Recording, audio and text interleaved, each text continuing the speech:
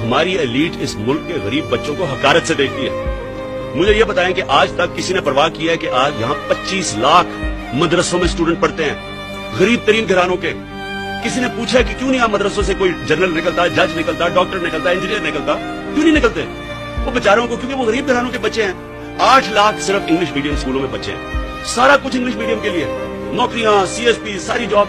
तो ये जो 25 लाख बच्चे हैं, क्या हमारे बच्चे नहीं है ये? तो हमने जो हकानिया से कॉन्ट्रैक्ट किया है, उनकी पूरी चेन है, उनकी चेन से उन्होंने हमारे साथ एमओयू साइन किया है कि हम इनको मेन स्ट्रीम करेंगे मदरसों के बच्चों को। ये पहली दफा पाकिस्तान में किसी गवर्नमेंट ने कोशिश की है कि इनको अपना बच्चा समझाए मदरसों के। ये कोई छूत नहीं है, ये हमारे बच्चे हैं। तो मुझे इतना शर्म आती है कि किस तरह की ये ज़हनियत है कि आप कोशिश कर रहे हैं पहली दफा गवर्नमेंट इन बच्चों को उनको ऊपर लाने के लिए माशरे में, बेचारे उनको भी अच्छी अच्छी नौकरियां मिले, और सारे ये कोई किस किस्म की ये ज़हन है कि पीछे पड़ गए।